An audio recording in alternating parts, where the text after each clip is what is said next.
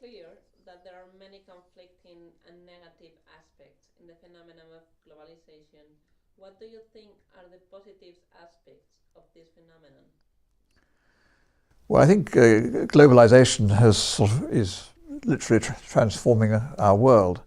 If one thinks back to the last few centuries, we saw a time when parts of the world, Europe and the United States, pulled ahead in terms of economic success. And there was a great divergence between what was happening there and what was happening in the rest of the world.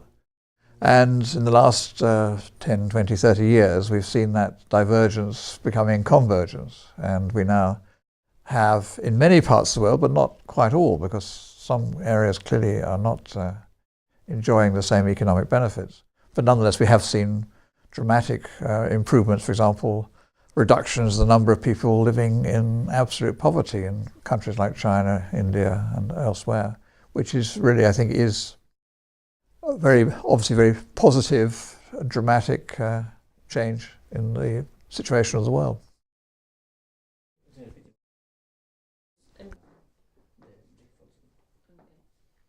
MIT researchers like Professor Brian Holston have been studying for a few years the manual and intellectual impact of new technologies in the workplace.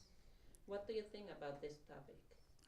Well, I think the technological change we've seen, which has been very dramatic, one needs to bear in mind, I think, two things. One is that it, of course, is largely man-made. It's not somehow arrived from outer space. I mean, we've developed these technologies, and that means, of course, that we can influence the directions which they go and in which they're used. So we shouldn't just regard technical change as somehow something which is outside our control. And that means I think we need to think about what kind of technological developments we want to see in the future and how they're being used. And then I think that the second thing about it, of course, is that it's affected the demand for skilled workers who can work with these new technologies and develop them.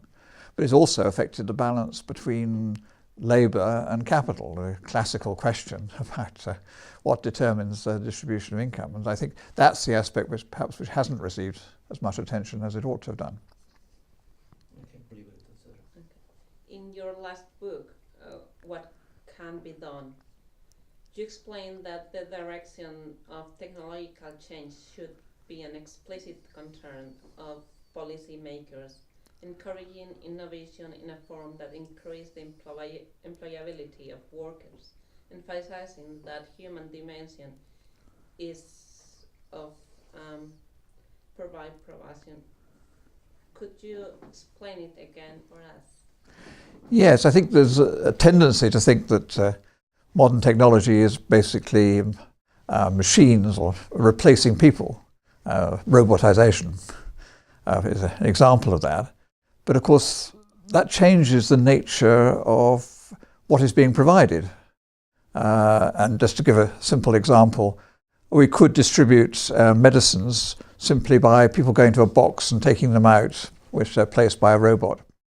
But of course, in fact, when you take medicines, you don't just want the bottle or the tube, you want to actually know about how to use it and whether it's suitable for your illness and so on. And that's, of course, is a human element where you need a person to tell you, in fact, sort of look at you and say, well, actually, perhaps at your age you shouldn't be taking this, or perhaps in your circumstances, and so on. So I think there's a risk we may lose the human element, which is an essential part of the service. And I think we see this with consumers, that already they are rejecting, for example, just going to an internet site and a call centre or whatever to get the product. They actually want the human part of it in, and that's what we have to somehow develop. We keep that. Do you think that technological unemployment is one of the causes of the current inequality and the underrated reason that explain the trend that leads to the end of the middle class?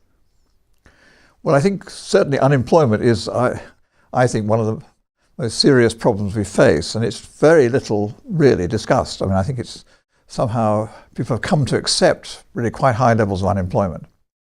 And when I was a student, the unemployment rate in this country, in the United Kingdom, was 1%.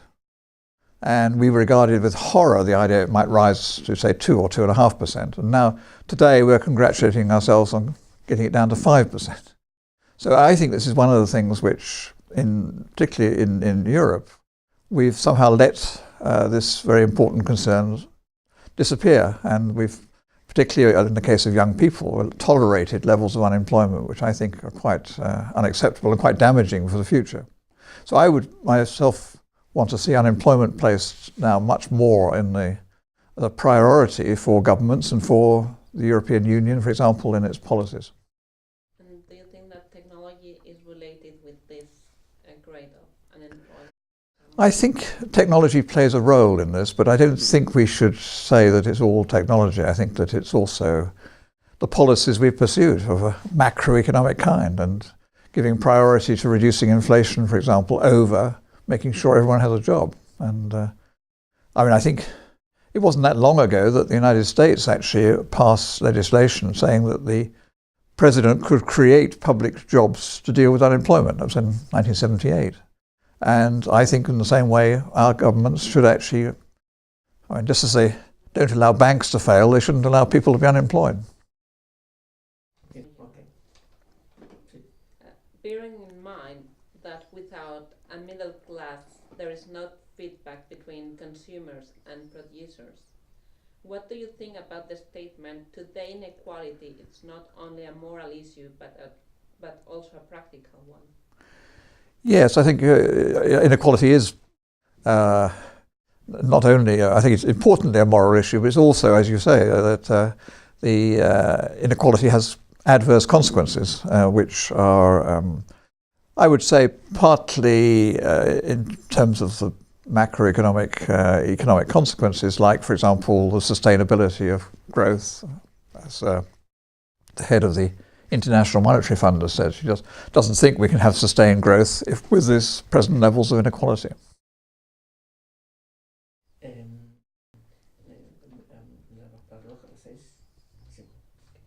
Another paradox of progress is that we can now grow without limits, with limited resources. Is a deceleration of the process required? I think that the world faces 3 or 4 major challenges, of which climate change and resource use is one of them, and I think the reduction of inequality is another one. And my own view is we should somehow look for solutions that actually face all of the problems, and by doing so we may find that, for example, the methods being used to deal with the risk of global warming may in themselves contribute to resolving other problems. For example, like returning to the technology issue, developing technologies which actually are environmentally more friendly, but also may well be need more labour, for example, to produce them and make them and so on. So I think that we should look for policies that try and deal with all the major challenges that there are.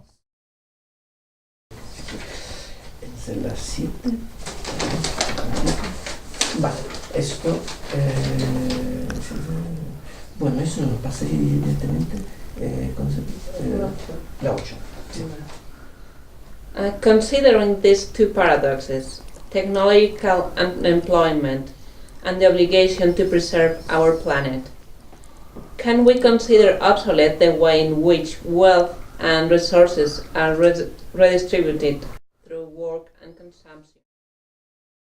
Well, I think the key thing in a way is who makes the decisions. That is, who is responsible for example, decisions to exploit oil under the Arctic ice shelf and so on. These decisions should, in my view, be ones which are taken in the wider social interests and not simply taken from the point of view of the shareholders of companies, which is what largely happens at the moment. So I think indeed the issues, these challenges we face are challenges for societies as a whole, in fact for the world as a whole, and to do that we have to have the decision-making process reflecting the wider interests.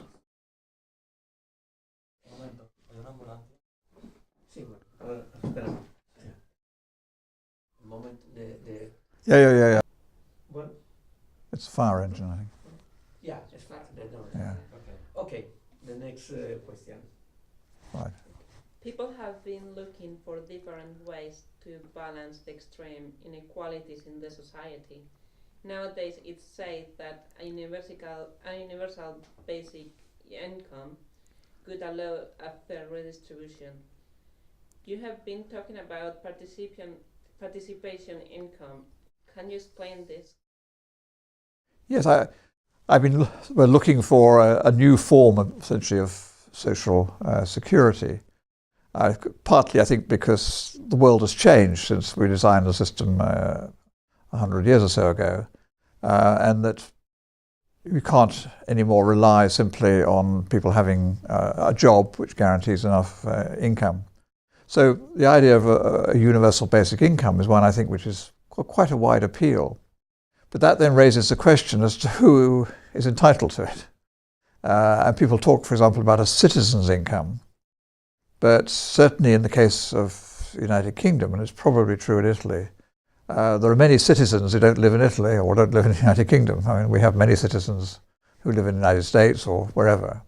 So I think we have to define it differently in terms of who is actually living in a society and taking part in it, where that may mean employment, it may mean self-employment, it may, for example, mean obviously being in education or training. It certainly would also include people who are caring, for example, for elderly or dependent relatives or for children, very young children. So there'll be a variety of things. It might even include people who are doing, for example, unpaid work. There are a lot of people now doing unpaid work, or they're working, but they simply aren't paid. So I think there are a variety of things which would then define the people to whom this basic income would then be paid.